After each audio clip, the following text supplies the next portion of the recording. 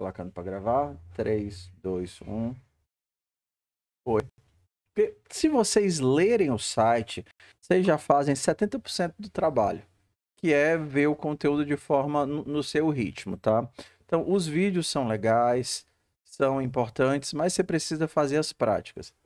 Eu deixo as duas opções porque as pessoas aprendem de formas diferentes. Eu prefiro ler. Eu prefiro ir lendo e fazendo as atividades, mas tem gente que não gosta e diz que prefere ir fazendo junto com o vídeo, aí fica a sua liberdade. E tem algumas coisas que são muito chatas de se aprender sozinho mesmo, tá? Então, o pequenininho chegou. Queria que vocês dessem um feedback de como foi o contato inicial com a linguagem, se vocês assistiram os vídeos, se vocês começaram a leitura. Me deem aí pelo chat mesmo, então pelo áudio.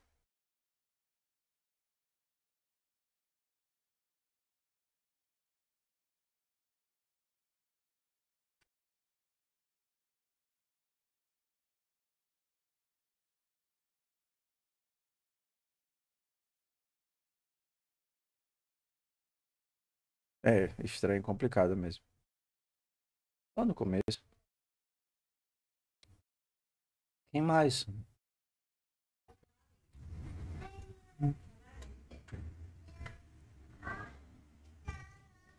Tá. Então, vou tentar sempre manter o chat aqui na gravação. Exato.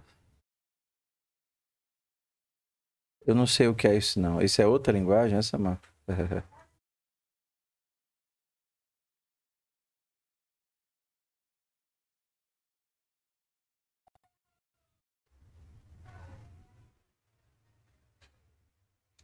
Tá, então bora lá. Vamos separar as duas coisas, tá? Primeiro, existem várias abordagens para se aprender uma linguagem.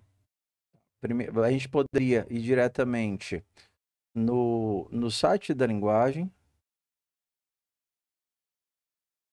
no site da linguagem, aprender todas as funções prontas, mas assim, normalmente o que é que o metodológico nos pede, tá certo? Antes de vocês aprenderem a utilizar um monte de recursos prontos que fazem tudo, utilizar, assim, o que é que normalmente eu vejo nos cursos que eu li, a gente pega aquele recurso, aquele core menor da linguagem, só com o básico, para fazer coisas simples, para se acostumar com a linguagem, para se acostumar com a forma de pensar recursiva, o fato de a gente não ter mais loop. Mas quando vocês avançarem mais, vocês vão ver que já tem quase todas as funções prontas, como é em qualquer linguagem, cara. Então, em qualquer linguagem, se você precisar ordenar, você vai ordenar na mão? Não, você vai invocar uma função sorte da linguagem. Exato, mas isso é o natural. Por quê? Porque é como aquele primeiro hábito de entender como é que as coisas funcionam. Por isso que os primeiros exercícios são mais criar funções, funções básicas, alguns tipos de modelo matemático, entender o retorno, o where, isso e aquilo outro. E aí, conforme as coisas vão passando, você pega coisas prontas, porque sempre vão existir coisas prontas em qualquer nível de abstração que você quiser. É que nem hoje. Hoje, se você quiser, sei lá, fazer um site, você vai fazer os campos HTML tudo na mão? Claro que não. Você tem um monte de ferramenta pronta onde você diz o que é que você quer e já sai quase tudo pronto, formatado, bonitinho, nos layouts. Por quê? Porque a gente concentra o nosso esforço naquilo que só o ser humano pode fazer, que é o processo de decisão. E deixa todo esse processo braçal, né, para ferramentas prontas. Então, o Haskell, ele tem uma quantidade brutal de pacotes. Brutal, assim, é uma coisa assim absurda, tá certo? E todos eles, diferente do C, que você vai ter que, sei lá, instalar na mão, ou então baixar um FMT ou um Boost, né?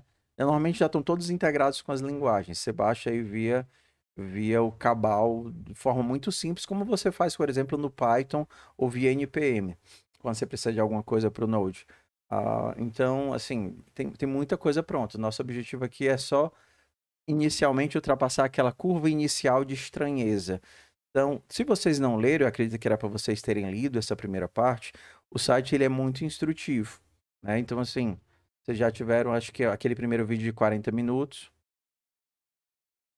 teve o site e tiveram os vídeos que eu passei na segunda-feira, né? E o site lá do exorcismo. O exorcismo, eu fuxiquei que só nele esse tempo e ele ainda tem muitos errinhos, e coisas pela metade, então eu não gostei da minha primeira experiência com ele, não. Vocês conseguiram instalar ambiente? Vou abrir aqui o meu.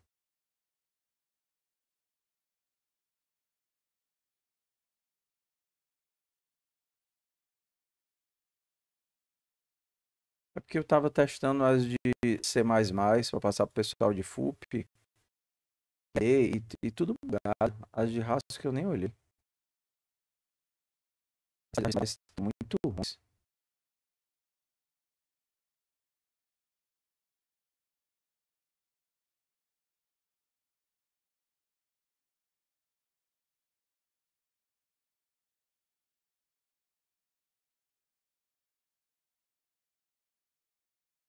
Ó, pai.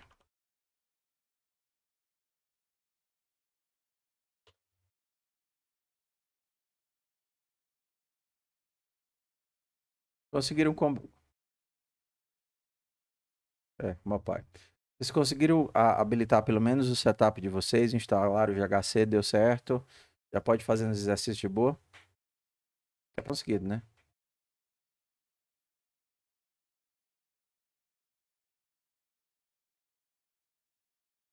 Sucesso.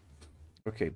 Em relação àqueles vídeos que vocês assistiram ou ao site, alguma das coisas pareceu assim, tipo, estranha que não deu nem para entender? Uma coisa é dominar e outra coisa é entender. Porque, por exemplo, eu vou passar aqui superficialmente pelo site, tá bom? Como referência. Primeira coisa que ele define são as funções, porque tudo em Haskell são funções. Depois ele vai explicar a questão dos operadores. Você tem a multiplicação, você tem a soma. E aí a primeira coisa estranha que você tem é que não existe if sem else. Lembra da ideia de fluxo. Toda vez que uma informação entra, uma informação tem que sair. A segunda coisa estranha vai ser o lance da indentação. O Haskell ele é mais flexível do que o Python. Que o Python você tem que ter os formatos de indentação, if, then, else, tudo certinho, mas ele não permite abusos. Então, por exemplo, você não pode jogar o teu else lá para a esquerda, entendeu? O if vai ficar aqui, o then vai ficar embaixo e o else vai lá para baixo da égua. Tipo assim, tem que fazer pelo menos algum sentido. Eu não consegui, eu não me aprofundei ainda no tipo das regras de indentação permitidas e não permitidas. Mas desde que você faça algo que faça sentido, ele não vai reclamar da sua indentação.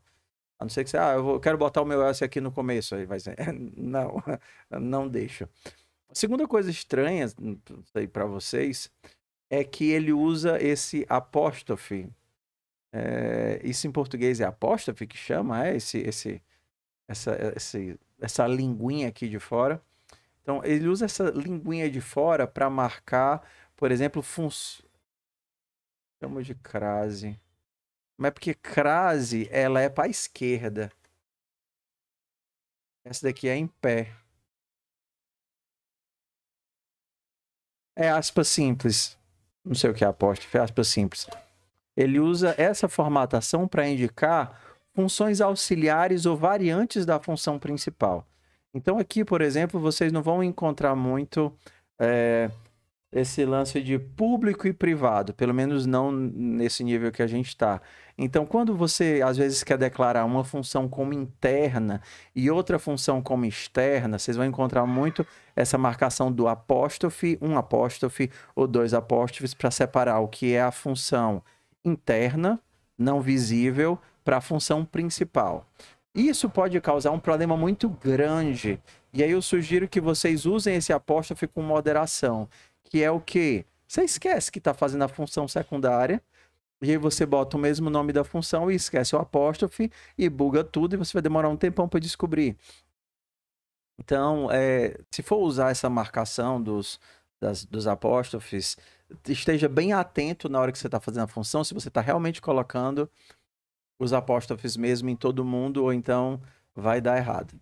Tá? Ele segue as mesmas regras das outras linguagens em relação às crases, às aspas duplas, mas a gente não. E agora eu nem lembro se a gente tem aspas simples. Eu acho que tem aspas simples também.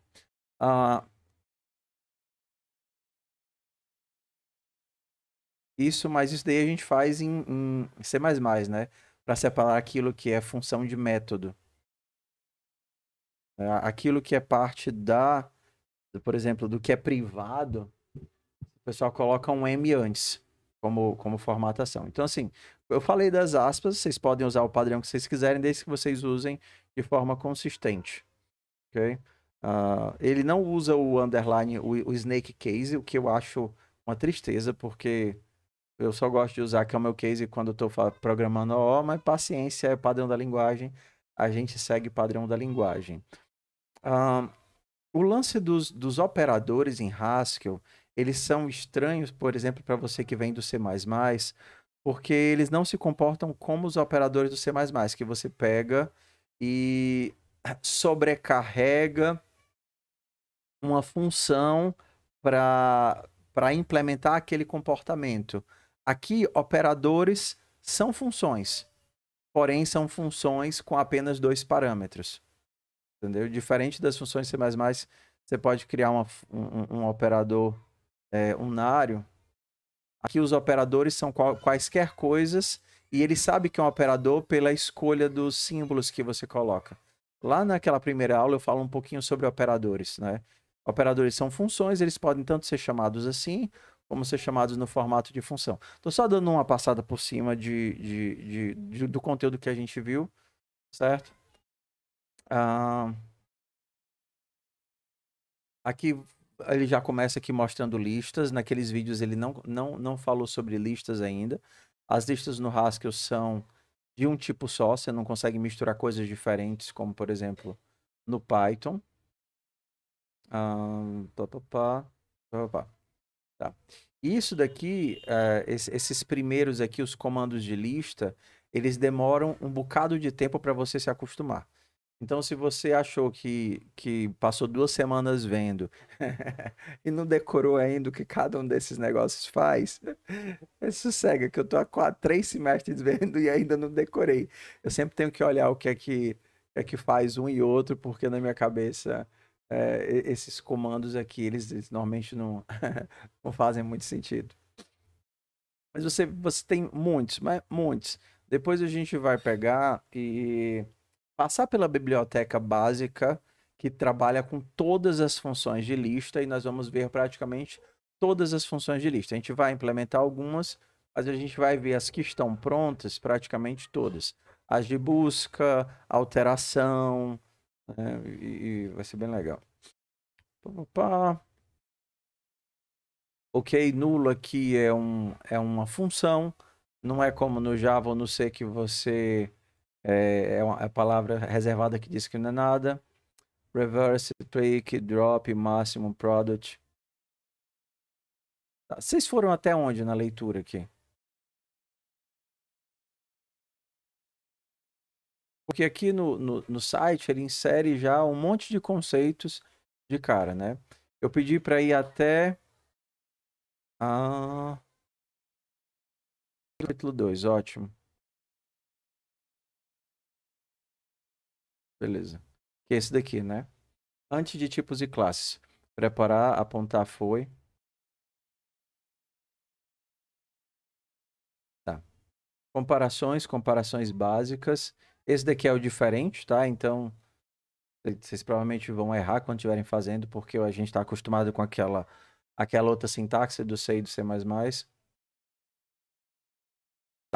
Os erros do Haskell, eles são bem chatos às vezes de você entender o que é que ele está dizendo. Porque como tudo às vezes está muito interligado e é difícil entender. Então é totalmente normal se você olhar o erro e dizer, meu Deus, eu até entendi os erros do C, mas esse daqui eu não entendo nada.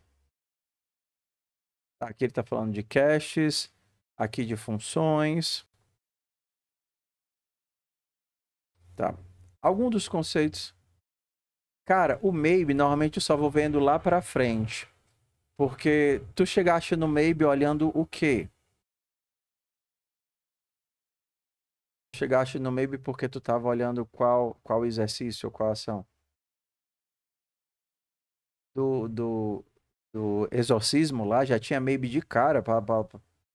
Putz, eu vou cancelar o exorcismo.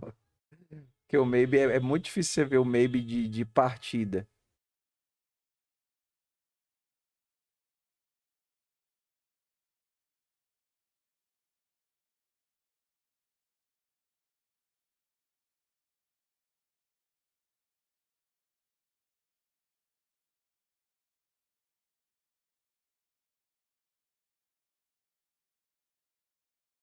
Né? O maybe é muito estranho porque ele exige uma outra sintaxe. A sintaxe de trabalhar as incertezas. E aí, quando você pensa na sintaxe das incertezas, ele é muito estranho, porque você precisa entender construtores. Então, se o exorcismo já chega com os dois pés, é melhor abandonar e a gente vai voltar para os exercícios de antes. É porque aí não dá. No último semestre que eu dei, o maybe foi só lá, sei lá, para sexta, sétima aula. E assim, com todo cuidado, porque você tem que trabalhar os construtores primeiro, entender o que são os tipos, como é que os tipos são construídos, para entender o que é aquele nothing e o que é aquele just value, e como é que a gente desempacota e fica lidando com esse dado incerto de um lado para o outro, né? Fazer o gerenciamento da incerteza. Então, vou fazer o seguinte, tem os 20 aí, desses 20 aí o pessoal tá com notebook, Samuel? Que o pessoal que está em casa pode até tentar fazer pelo computador. Pronto, então eu vou fazer o seguinte: vou pegar alguns os exercícios básicos, ok? Que a gente fazia em FUP, para pedir para vocês fazerem e eu tenho noção de feedback de o quanto que vocês evoluíram ou não. Então, deixa eu tentar pegar um exercício aqui básico de fundamentos de programação. Ah, vou pegar logo no Funcional Arcade.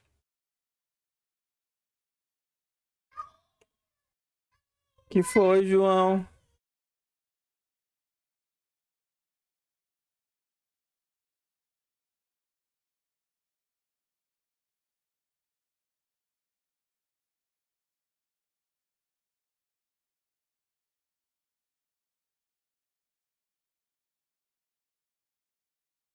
Isso é bem bobinho, mas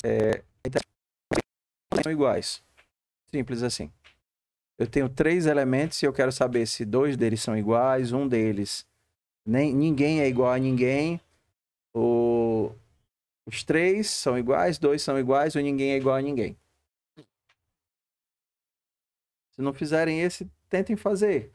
É basicamente if else. Só que acaba que você tem que pendurar os ifs e elses.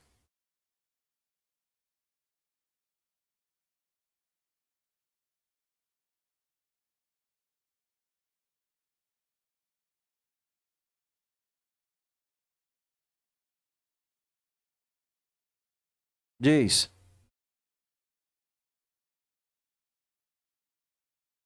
Tô escutando, fala.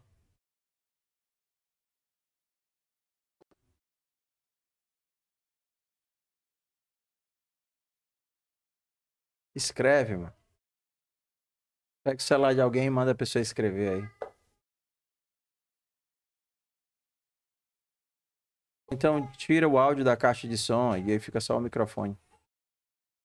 Que pedir para você mostrar esse plugin que você usa. O VS Code,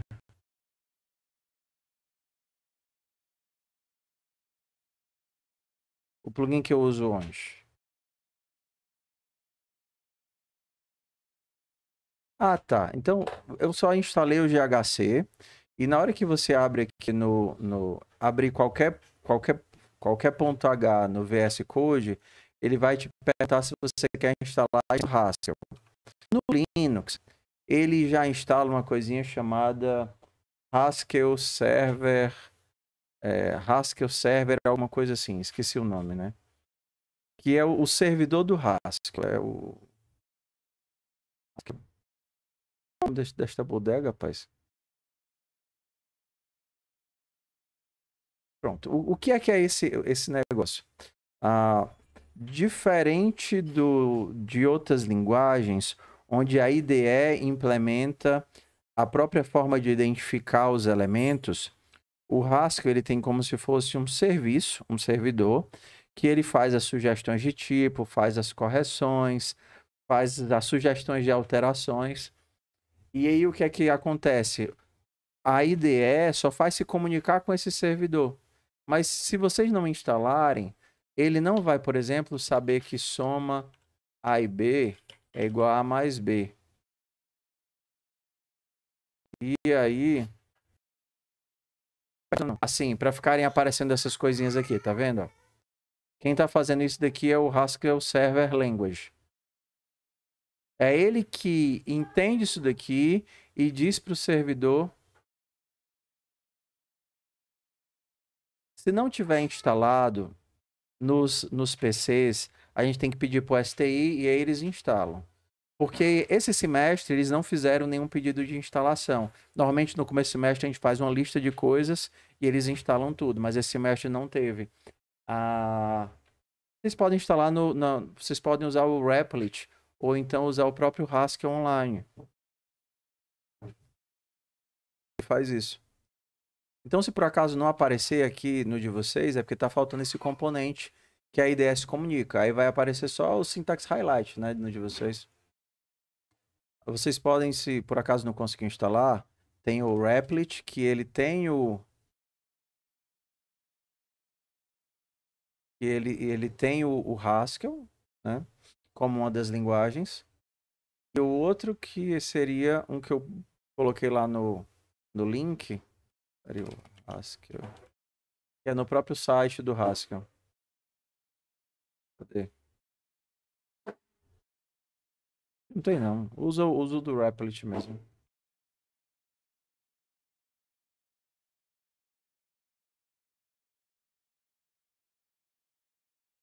E aí, se você vai precisar de só entender o print, né? Assim, você não precisa fazer leitura de dados por enquanto. Peraí que eu só achar a tela que eu me perdi aqui.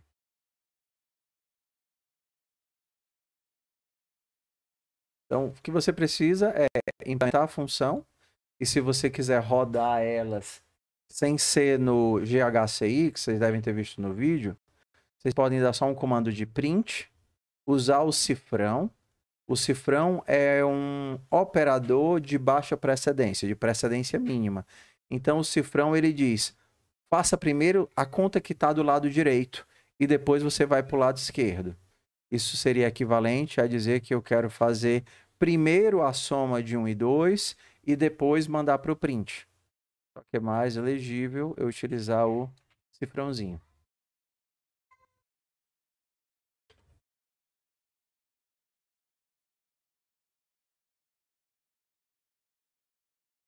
Muita raiva, tá certo? Para vocês, até vocês descobrirem, são os números negativos. Você leu lá, você encontrou esse bug. Se não, o menos, ele é um operador. Entendeu? Então, o que é que você está dizendo aqui? Você está dizendo que você está tentando somar o 1 com o menos. Aí você, não quero, eu quero somar o 1 com o menos 2. Então, você tem que forçar que o menos seja aplicado ao 2 antes de mandar para a soma. Ah, isso daqui é um erro assim que todo mundo faz. Entendeu? Você está dizendo que primeiro você vai fazer o lado de lá, depois você vai fazer o lado de cá.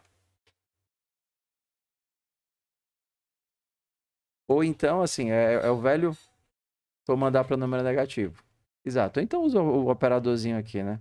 Ó, primeiro faz o lado direito da equação. Mas é mais garantido você pensar. Sempre que eu for inserir menos, seja aqui ou seja no GHCI, você tem que colocar entre parênteses. Professor, o que é esse tal desse GHCI? Você tem duas formas de rodar o teu código Haskell. Na verdade, algumas outras mais, mas as principais duas seriam compilar teu, o teu ponto HS, né? GHC, que nem você fazia com GCC, menos o solver. Você compila e executa. Segunda forma seria utilizando o run Haskell. E aí você faz tudo num passo só, compilar e executar.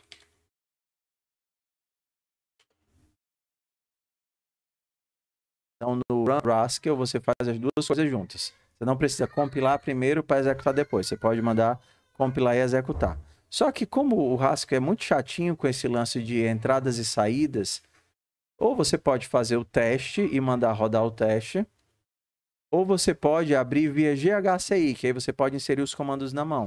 GHCI é o interpretador do Haskell. Então ele tem aqui como se fosse o... Sabe o Node, quando você abre o Node diretamente? Você abre o Node diretamente e aí pode fazer os comandos aqui em JavaScript na mão. Entendeu? Mesma coisa do Python. Pronto, o GHCI é o interpretador. Você pode abrir o GHCI e mandar os comandos na mão ou pedir que ele carregue todas as instruções desse arquivo. 2.0 de load. O GHCI, ele tem ele implementa o modo Haskell na veia. Então, ele tem aquela implementação preguiçosa mesmo. Se você tem um comando, você pode só colocar qualquer parte desse comando. Poderia ser load ol solver.hs e você vai carregar o arquivo, as funções do arquivo para cá. E aí você poderia utilizá-lo. 4 mais 8, 12. Soma.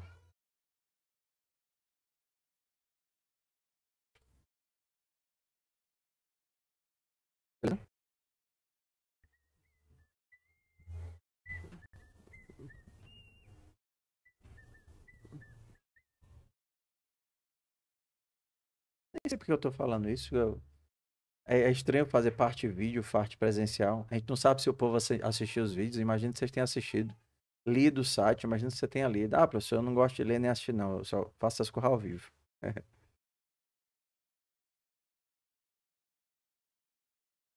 Então, bora lá. Quantos são iguais?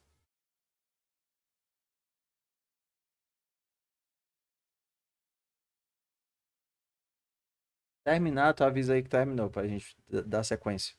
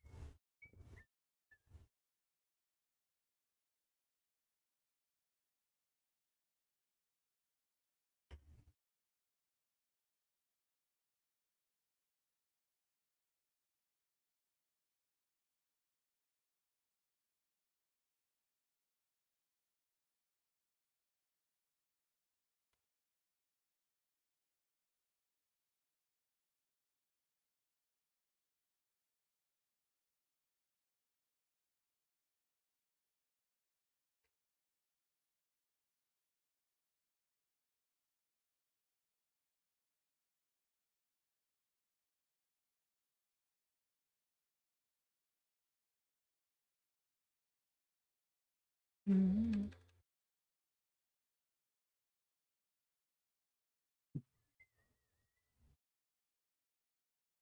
hum, hum.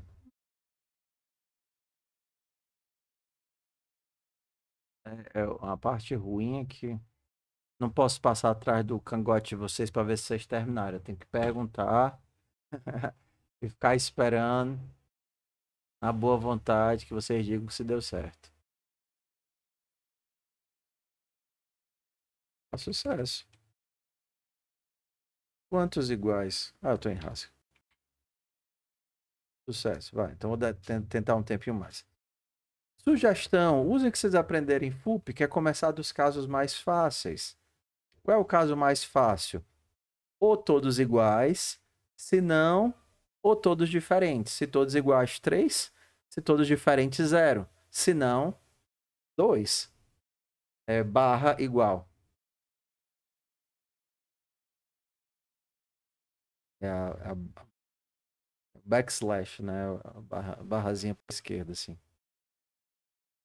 Ou é barra para direita? É o bonequinho triste, é? É o bonequinho triste. Ah, é. A contrabarra é o barra N. Barra N. Ah, é o contrário do barra N, é pro outro lado. É o bonequinho triste.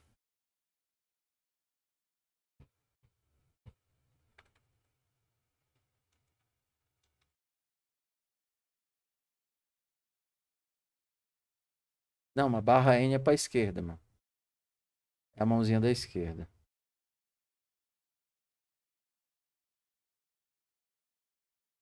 É o contrário do barra N. Bora lá. Então, isso daqui. Vou te mandar de volta pra FUP. Ó, o VS Code, ele escutou o que eu disse e já implementou sozinho. Ah, VS Code, o Copilot safado.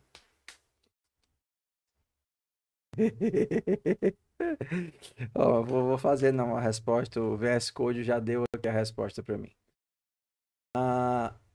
Seguindo aqui, né? Imaginando que vocês conseguiram fazer, isso daqui é dois if else pendurados.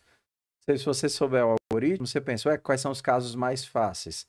Se todos são iguais, então 3 são iguais. Se não, aí você vem para a segunda implementação, né? Se não, se todos são diferentes, se A é diferente de B.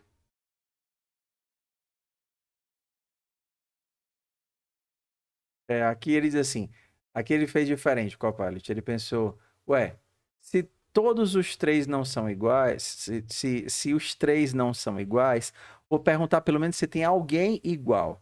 Aí ele verificou o teste aqui. Será que tem alguém igual? A igual a B, ou B igual a C, ou A igual a C? Se tiver alguém igual, então eu tenho dois iguais. Eu sei que são dois, porque senão eu já teria caído no primeiro if. Passar uma lista. Não, não, não. Três variáveis aqui, ó. ABC. Mais fácil aqui. ABC. E aí na lista você teria que dar mais trabalho, né? Zero.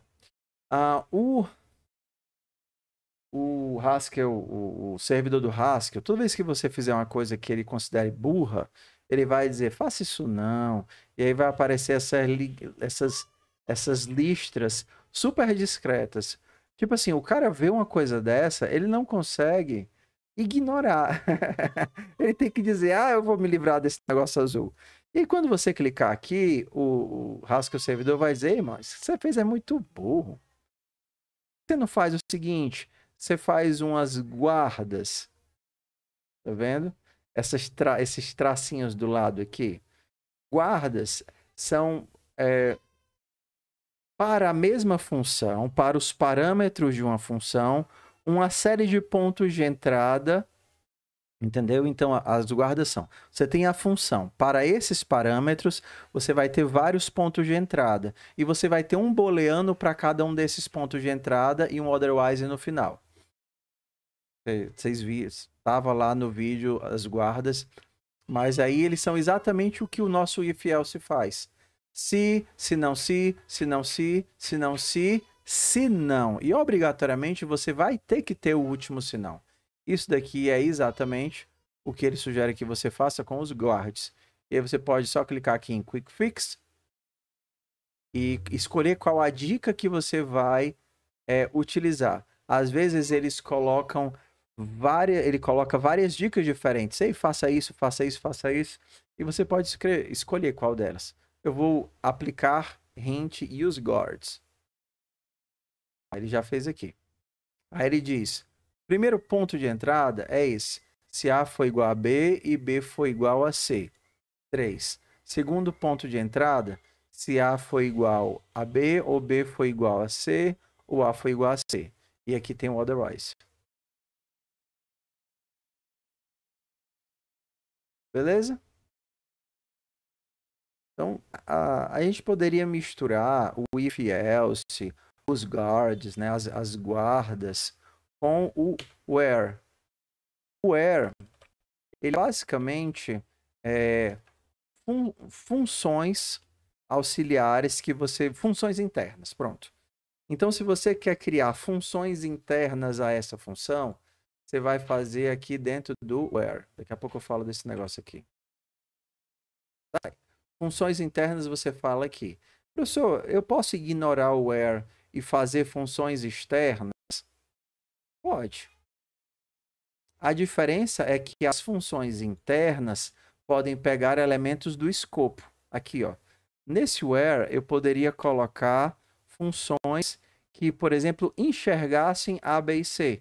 Como aquelas funções que você... Ou vocês não sabem que diabo é uma função lambda, função elemento de escopo. Eu nem sei em que semestre vocês estão. Já era para saber, né? Então, quando você cria uma função lá em... Ah, meu pai, vou ter que abrir aqui outra linguagem.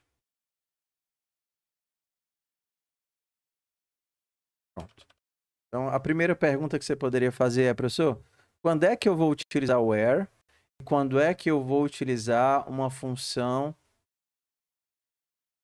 O clone do Ricardo. Então, sucesso.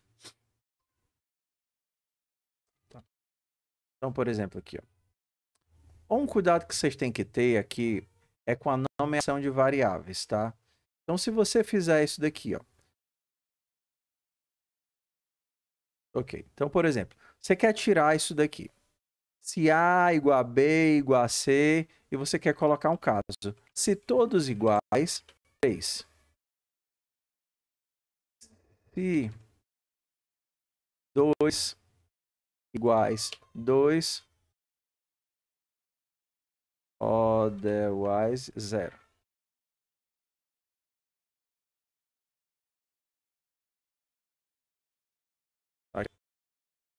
Todos iguais é o quê? O que marmotas é todos iguais? Ele é uma função. E cadê os parâmetros dela? Ué, não tem parâmetros. O todos iguais, como eu coloquei dentro do where, ele enxerga o A, o B e o C. Então, eu não estou passando nenhum parâmetro para ele. Ele está pegando A, B e C, que são variáveis que estão aqui dentro do escopo. Dois iguais, eu também não passei nenhum parâmetro. A vantagem do where é justamente você poder utilizar, entenda, as variáveis do escopo. Mas você poderia utilizar as variáveis novas. Ué, eu não vou utilizar A, B e C. É só não usar os nomes, as variáveis iguais. Eu vou utilizar x e y. Então, se dois iguais, x e y, é x igual a y, ou, perdão, x, y, z, que eu preciso de 3, né? X igual a y, ou x igual a z, ou y igual a z. E agora você vai precisar aqui, ABC. Então, nesse caso, como essa função ela não utiliza nenhuma variável do escopo, tanto faz ela estar aqui dentro quanto fora. Capite? Ah, tá. Eu estou em rasca, eu não posso usar esse i assim, não. Desculpa aí, tá? É que eu venho de uma aula. O cara é chato. Ele diz, epa, não use snake case, não. Tá certo, beleza. Ó, então, essa função aqui, ela não está pegando nenhum elemento do escopo. Posso colocar ela aqui fora. Professor, quando é que eu vou colocar um aqui dentro, um aqui fora? Quando elas forem simples, você pode colocar tudo aqui dentro.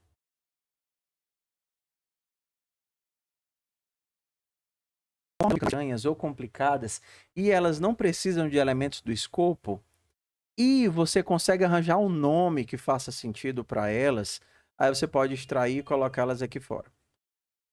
Beleza? Bora para outro exercício?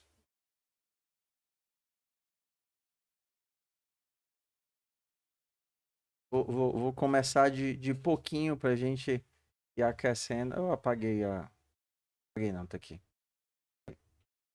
Só eu abri a coisa certa. Bora de pouquinho pra gente ir esquentando as coisas. Professor, o que é esse negócio que tem aqui embaixo? Só mostrando, tá? O Haskell, ele tem a forma fácil e a forma difícil de ler variáveis. A forma fácil é uma variável por linha. Você digita uma variável por linha e aí só diz qual é o tipo da variável e morreu. Por exemplo, se eu quisesse fazer a função main para esse código que eu estou escrevendo, poderia fazê-la assim. Quantos ABC? E aí, se você rodar o seu código, run Haskell desculpa, solver.hs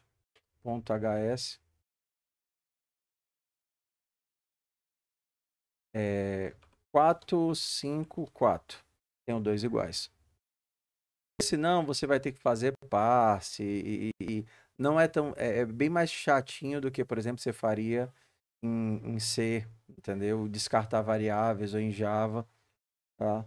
Você consegue fazer o parse, agora você vai precisar de outras ferramentas, tipo usar o pacote data para poder fazer o split direitinho, pegar os elementos, trocar. Mas se você só fazer o teste, você pode utilizar um por linha. Se você quiser receber um vetor, tudo bem, dá para receber um vetor.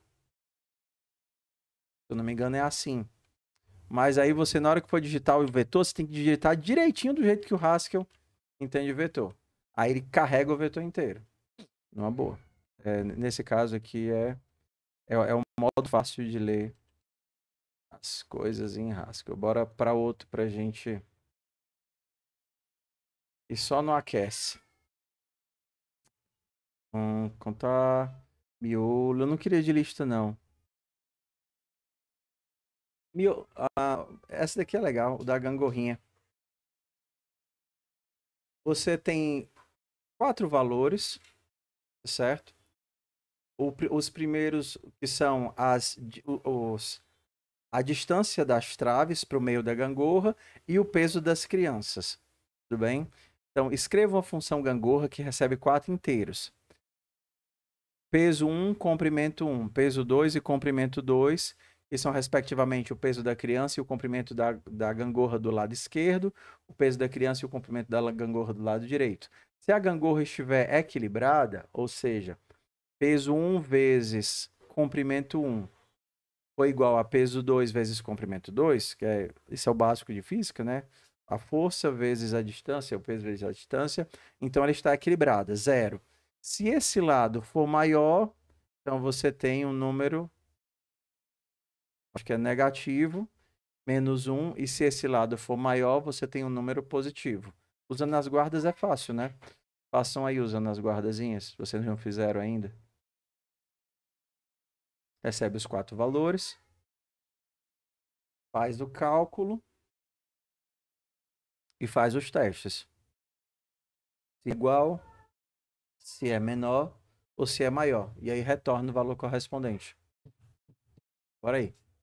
Esse saldo 4 minutos, só o tempo de escrever.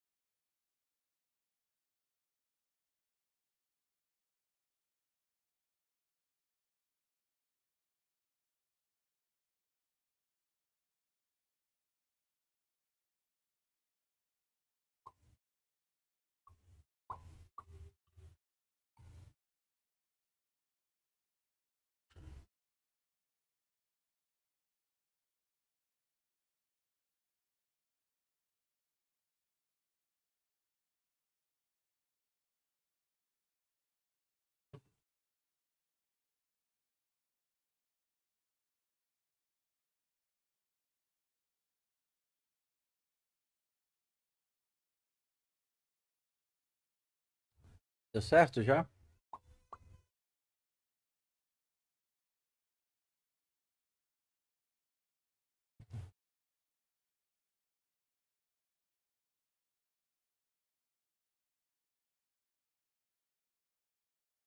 Beleza. Tá, é assim, Augusto. É o joguinho. Esse exercício é o exercício da gangorra. Então você tem aqui uma gangorra. E aí você vai ter nessa gangorra um pedaço de pau. Então ele tem um comprimento aqui que ele chama de C1 e um comprimento aqui que ele chama de C2. E aí em cima de em cada uma dessas pontinhas você tem um peso. Você chama isso daqui de P1 e esse daqui de P2. O que é que ele quer saber? Se vai ficar em equilíbrio, se vai cair para a esquerda ou se vai cair para a direita. Como é que é feito esse cálculo aqui? Então, se você tem uma distância e um peso, você poderia calcular, entenda, a força desse lado como peso P1 vezes C1. Se isso daqui for igual a isso daqui, P2 vezes C2, ele está equilibrado. Por exemplo, imagina que isso daqui fazer assim, para ficar mais fácil, 2 metros, tá certo? E aqui eu tenho 20 quilos. 2 vezes 20 dá 40. Isso daqui é a mesma coisa de eu ter 1 metro aqui e bem aqui 40 quilos. Aqui eu tenho um espaço menor, e para compensar eu tenho que ter um peso maior.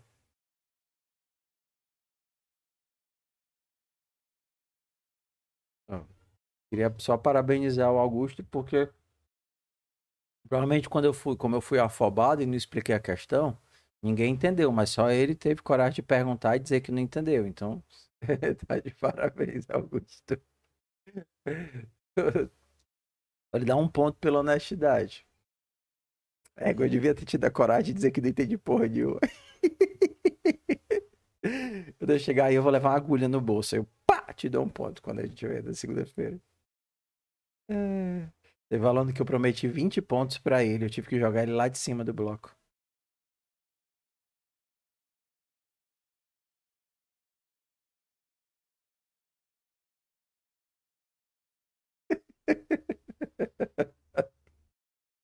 Então, perdão. O que vai vir de gente sem entender nada agora, viu? Mas é bom, porque às vezes, assim, é a questão do tipo de mentalidade. Tem aluno que entende que está aqui para aprender e outros acham que tem que provar alguma coisa para alguém. Você tem que provar que sabe nada, mano. Se você soubesse, não precisava fazer disciplina. Então, é justamente o aluno que tem a mentalidade correta, ele entende que ele não precisa saber. Ah, professor, eu não preciso saber. E se eu não estou entendendo e estou me esforçando, a culpa é sua, me ajude.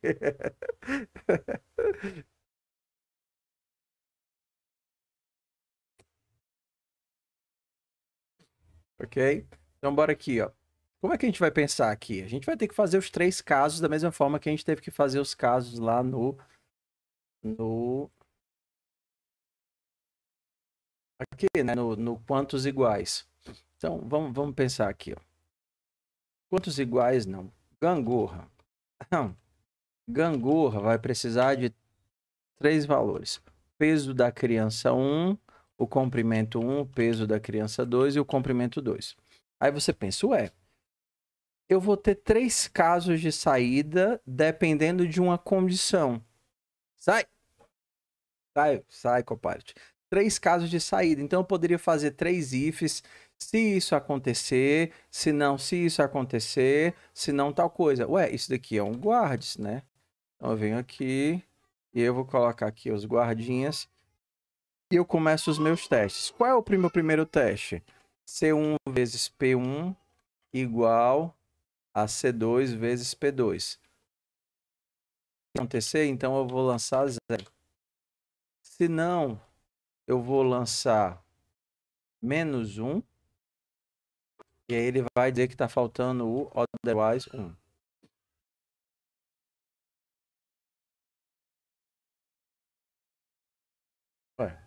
Professor, e eu posso colocar o where aqui? Pode colocar o where em todo canto, meu filho. Aí você pode dizer assim, ó. Left, vou chamar de left. Left vai ser C1 vezes P1. E o right vai ser C2 vezes P2. Aí eu vou mudar aqui agora. Então eu vou fazer assim. Se left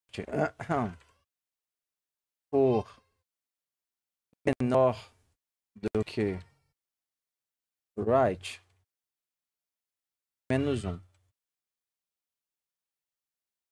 Se não, se left for maior do que o right, então 1, otherwise 0.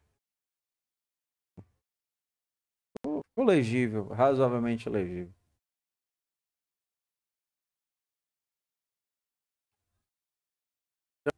Você não tem só o where como para poder inserir variáveis e funções auxiliares.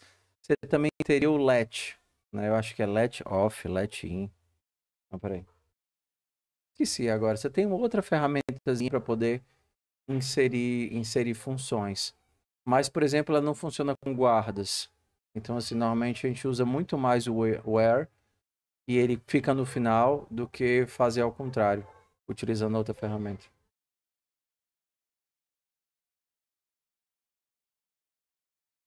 Se eles forem iguais, bora testar aqui. Agora eu vou testar via GHCI.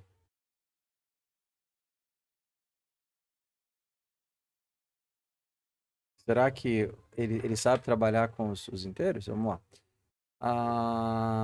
GHCI, GHCI, download em solver.hs. Aí o soma aqui trava tudo. Eu posso fazer logo nos meus testes aqui. Primeiro eu quero que seja igual. Então, Gangu 1, 2, 4 vai pender para o lado direito. 4, 3, 2, 1 vai pender para o lado esquerdo. E 4, 6 dá 24. 3, 8 é para dar 0.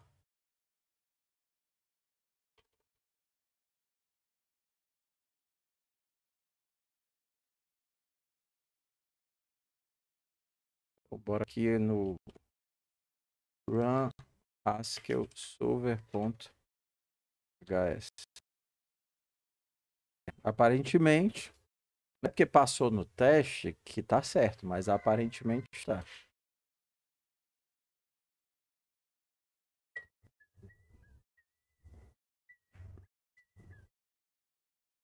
E se você preferir, você pode colocar aqui, você pode colocar aqui numa boa, não faz diferença não, tá? Falando ainda da indentação, o que é que você não pode fazer? Eu quero que o otherwise fique pra cá. Ele vai dizer, não. Ah, foi mal. Eu quero que ele fique um pouquinho mais pra cá. Ele diz, tudo bem. Ele fica aqui. É estranho, mas ele não vai reclamar não. Entendeu? O teu where também vai ficar, não. Pode. Você vê que ele é bem, não.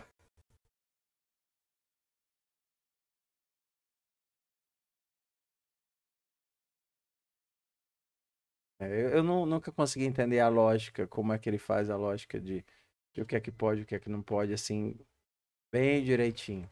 Mas a ideia é deixar as coisas alinhadas. Então, aparentemente, se tiverem alinhados, não à esquerda mais, ele vai deixar. Custa nada usar o bom senso, né? Beleza? Bora pro próximo. Bora já fazer assist de lista ou não? Eita!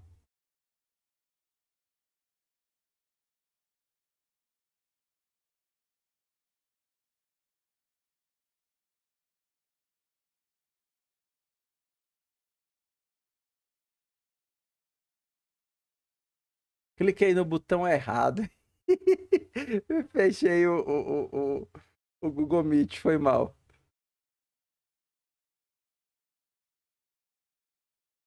Fechei o Google Meet. Um monte de janela aberta aqui, mano. Aí eu cliquei no botãozinho voltar e o bicho fechou tudo. Deixa ele colocar de novo aqui.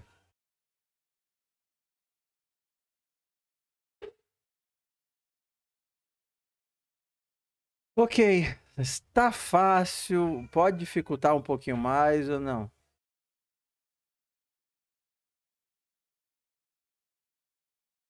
Querem lista já ou não? Não, lista ainda não, porque a gente falou de lista. Porque a diversão é quando entra na lista. Então, vamos. E string é lista, né, mano?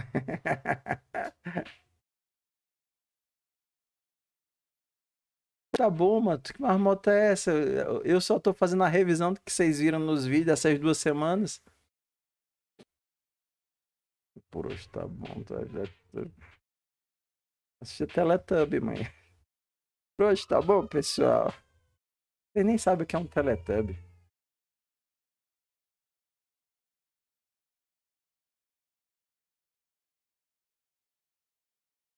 Agora, então, começar a ideia da recursão ainda sem listas.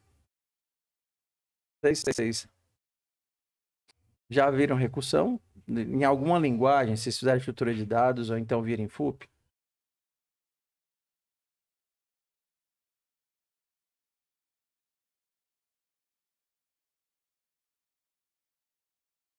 Beleza.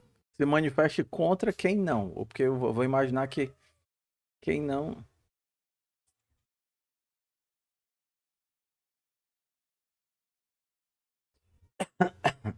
Tá, então todo o resto não viu.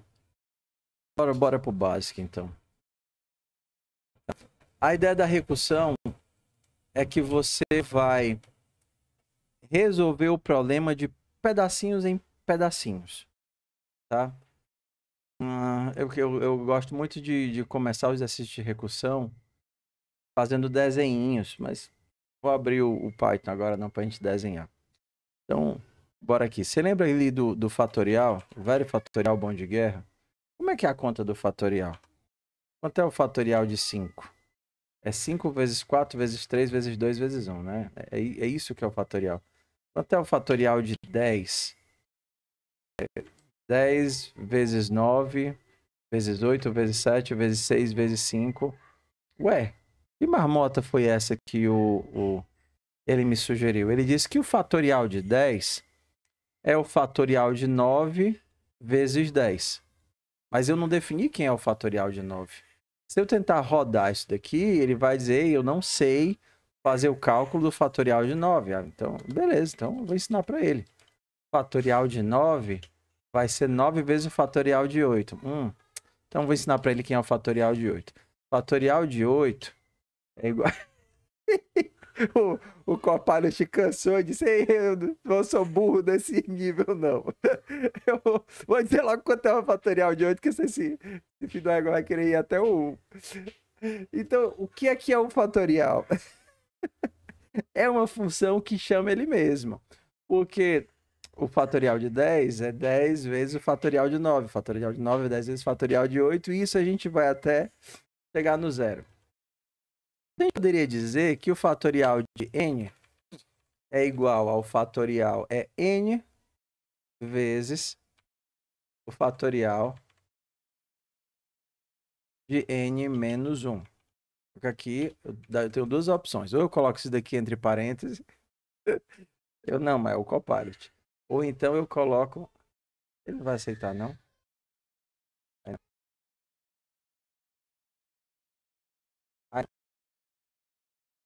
Aqui ele vai aceitar. Ou eu coloco esta bodega entre parênteses, ou eu coloco assim. Mas tudo bem, ficar assim. Agora eu só tenho um problema. Uma função recursiva, ela resolve um pequeno problema a cada invocação e ela deixa o resto do problema para ser resolvido depois. Então, o meu pequeno problema que eu resolvi aqui foi lidar com o caso do n, beleza? Meu fatorial de n é n vezes alguma coisa. Só que toda função recursiva tem que saber em que momento ela para. Porque é o momento em que a nossa instância está tão pequenininha, mas tão pequenininha, que eu já tenho o caso base dela. E aí, por exemplo, seria...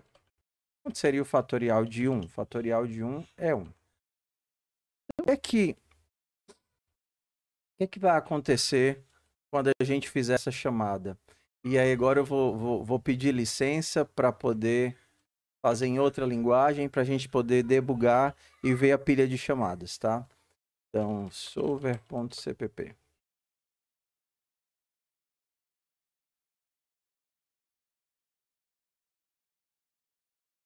Eu imagino, é assim, eu fico surpreso quando eu descubro que o povo já chegou nessa etapa da vida e nunca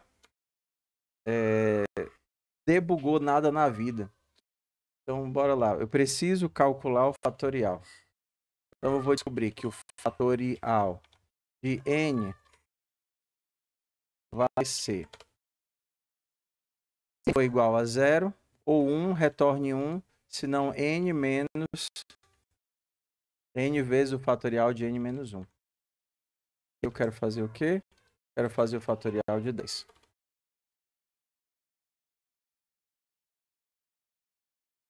Vou tentar de 5, que é mais fácil acompanhar, tá?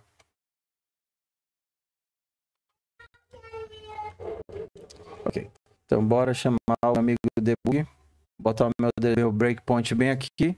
Você nunca viu que é uma pilha de chamada? Vai ficar pilhado agora.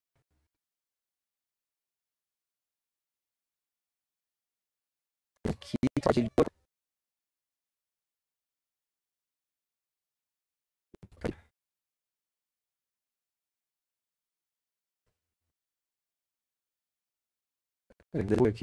é lento. Não falta as coisas de debugar. Bora, meu filho. Você não prestou atenção? Assim, tem bem aqui embaixo, ó. Isso daqui é stack. É pilha de execuções. Então, toda vez que você chama uma função, que chama uma função, que chama uma função, você vai empilhando esses escopos de chamada na memória. Até o momento que ele volta, desempilha tudo e volta para o local original. Então, aqui no watch em ninguém. Eu só quero que vocês prestem atenção bem aqui. Atualmente eu estou na main. Vou dar um passo. Vou dar um passo para dentro da função fatorial. Então, eu tenho que clicar aqui em Step Into. Fatorial e agora, pá, fatorial de n está empilhado bem aqui. E o valor que o meu n recebeu foi 5. Aí eu verifico. Próximo passo, ele é 0? Não. Então, eu vou pegar o 5 vezes, fatorial de 4. Então, eu vou precisar chamar a função de novo. Pá, entra dentro da função, empilhada de novo, só que agora com valor 4. Entrei na função, foi empilhada de novo com valor 3. Entrei na função, foi empilhada de novo com valor 2. Entrei na função, foi empilhada com o valor 1. Entrei na função, foi empilhada com o valor 0. Então, se a gente olhar aqui para a nossa pilha de execução, a gente tem a invocação para o 5, para o 4, para o 3, para o 2, para o 1 e para o 0. Quando chega no ponto de parada, ele percebe, beleza, agora eu estou no 0, meu caso trivial, retorna 1. E aí, quando ele retorna 1, ele vai voltar para esse cara, que foi o 1 que chamou ele. Então, na hora que chama, ele, beleza, retornou 1, 1 vezes 1, 1, retorna. Retorna para quem? Para quem chamou ele, foi para o 2. Quem é? 2, 1 vezes 2, 2. E aí ele sai nesse processo de voltar a pilha. Vai retornando todas as pilhinhas e fazendo a conta. Agora, presta bastante atenção nisso, porque não é porque vocês viram a pilha que ela existe.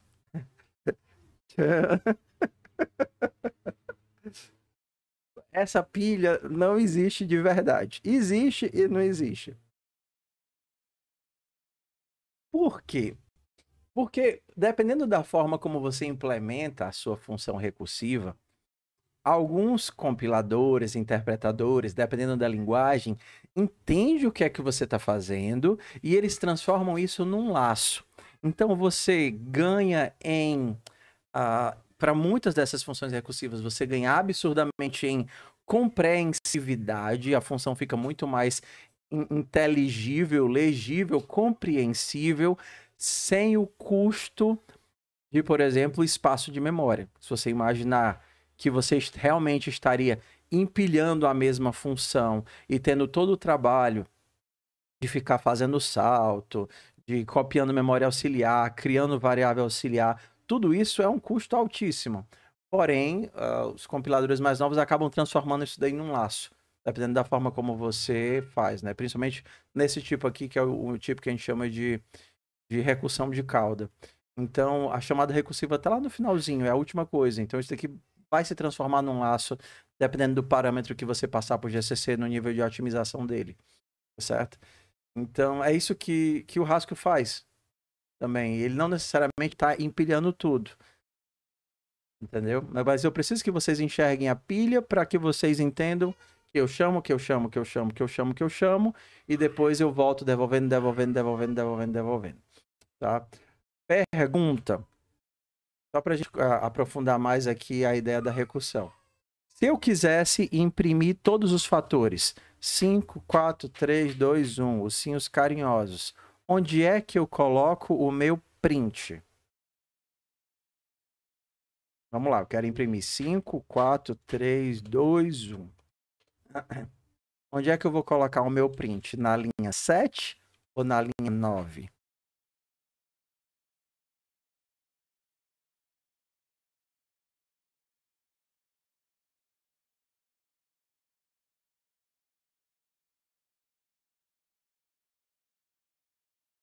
Tá. A minha pergunta foi bem imbecil mesmo, porque se eu botar na linha 9, ela nunca vai ser executada, porque o return está aqui, né? Então, desconsidero o que eu disse, tá? Tem ideia burra, professor. Isso é burro. É pergunta ruim, resposta ruim, tá? Vou refazer a pergunta. A linha 7 ou a linha 9? Não, a pergunta ainda é ruim. Tô atrapalhando mais do que ajudando. Beleza. O que eu quero perguntar é o seguinte: agora eu descobri o que eu quero saber. Se eu quiser imprimir 5, 4, 3, 2, 1, é para essa instrução estar na linha 7 ou na linha 9? Agora eu consegui fazer a pergunta decente. Quero imprimir 5, 4, 3, 2, 1. E qual dos dois couts eu deixo?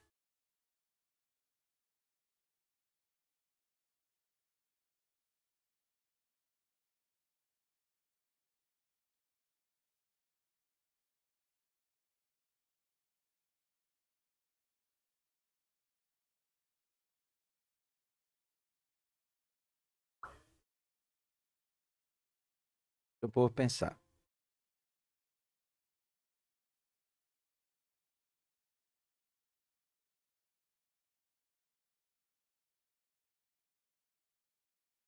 Bora, cadê o menino do lençol? Ah, eu tenho que aprender teu nome, ó. Tenho que aprender teu nome. Tu é o Hélio? Tu é o do lençol na cabeça? Quando eu te encontrar no corredor, tu bota o lençol na cabeça pra eu te saber quem é tu. Augusto. Foi mal, Augusto. Desculpa, cara.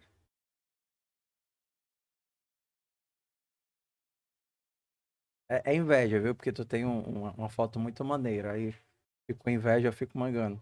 Pra depreciar, mas é muito massa tua foto. Então, bora lá, pessoal. Vou fazer os dois casos e aí a gente vai enxergar o que acontece, tá certo? Então, aqui. Vou tirar tirei o breakpoint. Bora rodar de novo aqui.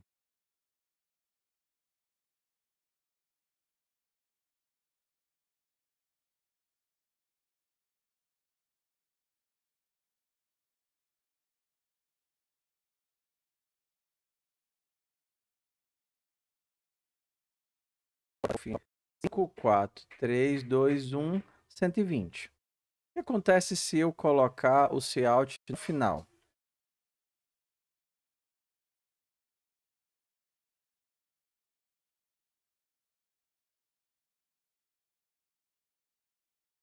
O que vai?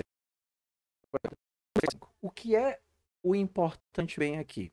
O importante é se a minha ação está antes ou depois da chamada recursiva. Se a minha ação está depois da minha chamada recursiva, primeiro eu chamo minha recursão e depois eu executo minha ação. Então, 5, tua vez. Aí o 5 diz, primeiro 4.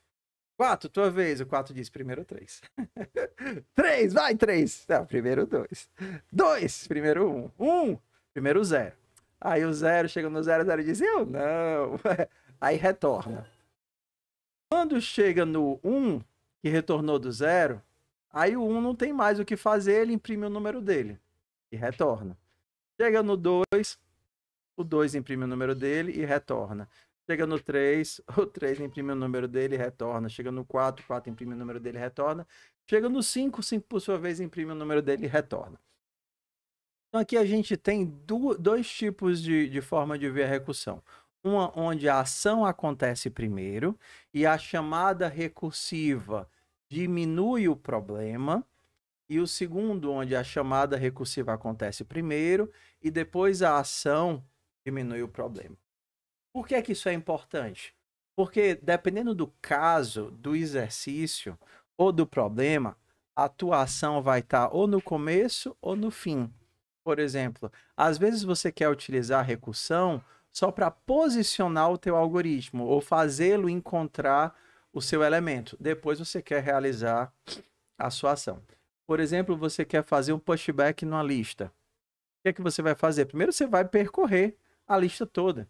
Primeiro você vai fazer a chamada recursiva que anda, anda, anda, anda, anda, anda. Quando chegar no final da lista, aí você faz a sua ação. Ou então quando você vai fazer lá o quick sort, que primeiro você tem que chegar nos elementos, você quebra o teu código. Quando você chega na pequena porção no teu elemento, aí você começa a realizar a ação.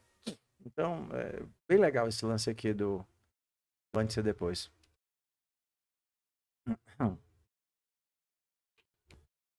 Ok. Fatorial já foi. A gente volta aqui para o fatorial do Haskell. É muito simples. A gente tem o caso base e o caso recorrente. Outra função legal de fatorial que vocês conhecem aí. Ué, tem os coelhinhos, né? Vocês não conhecem a função dos coelhos, não? Da cópula dos coelhos. Que é 2, 3, 5. É, mas essa mesma aí, ó. 2, 3, 5, 8. 8 mais 5, 13, exato. Essa daqui. Alguns chamam de Fibonacci. Porque o Fibonacci ele existe em vários locais na natureza. E uma delas é a forma como você calcula a geração de coelhos depois de tantas rodadas, né? Tantas interações. Então, como é que a gente faz o Fibonacci aqui? A gente pensa, o Fibonacci de 1 é Fibonacci de 2 é 1 também. E o Fibonacci de N, o Palatine cortou a graça aí. É o Fibonacci de N menos 1 mais Fibonacci de N menos 2. Aí agora eu vou perguntar uma coisa. Tem algumas funções que a gente consegue fazer com guardas e tem outras que a gente precisa disso daqui que eles chamam de pattern matching, né? Casamento de padrões. Voltando lá para o fatorial. Fatorial de 1. Recebe 1. Fatorial de N. Recebe N vezes fatorial de 1. Será que eu consigo escrever isso daqui usando guardas?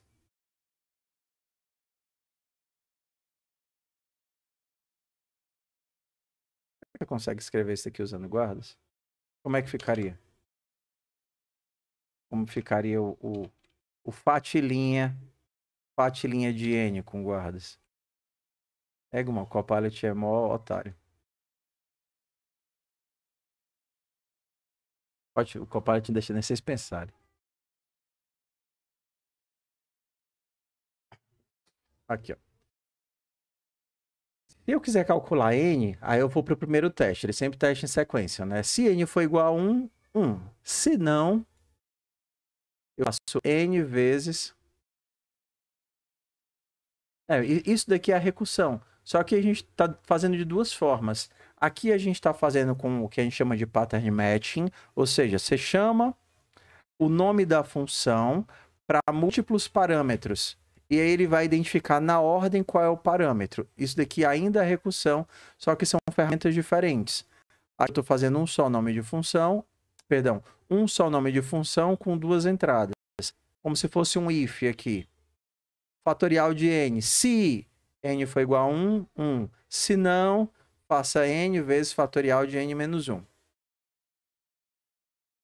Esse. Outra forma é fazendo desse jeitinho aqui, né? Se ele encontrar fatorial de 1, 1. Se não, se encontrar fatorial de n, n menos 1. Será que o Fibonacci eu consigo transformar nisso daqui? Consigo, né?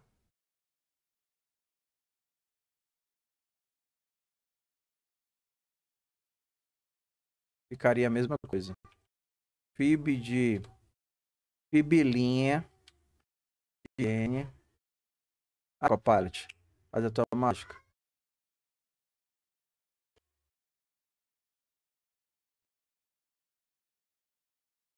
Quais são os casos em que eu não consigo fazer o pattern matching e tenho que correr para os guards?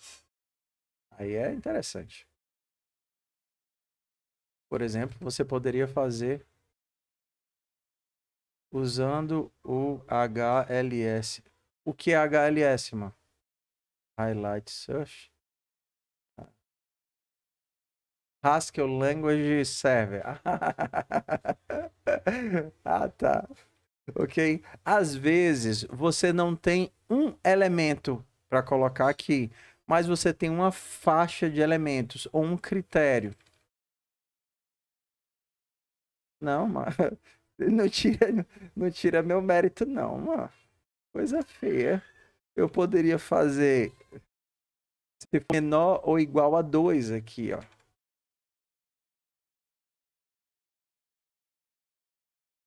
Usando os guards, eu consigo colocar esse tipo de... Obrigado. Ei, tem algum botão de banir aqui no chat? Tem. Tirar todo mundo aí da aula. Vocês deem uma salva aí no Samuel, porque senão eu vou tirar vocês 20 aí da aula. Bora aqui, miserável. Tira minha concentração, não. Ok? Aqui a gente consegue fazer uma coisa que eu não consigo fazer nas guards. Ok? Que seria esse tipo de teste que não é um único elemento. Por exemplo, uma faixa ou um booleano, né? Uma avaliação.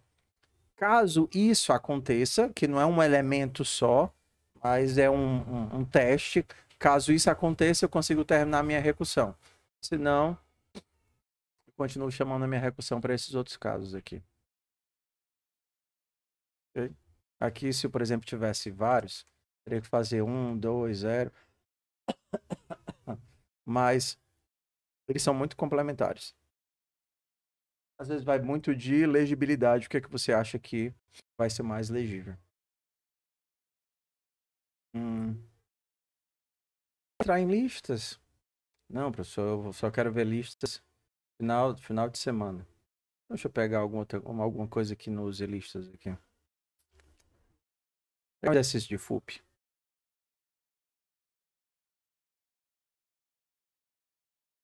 Não tem mais graça, tudo é fácil.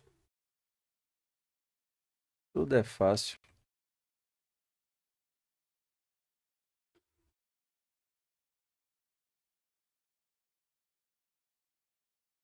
Não tinha 20, o povo sumiu.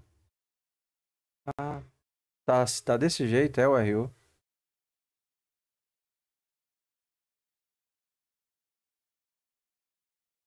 Tá tenso, né, pra almoçar agora aí na UFC.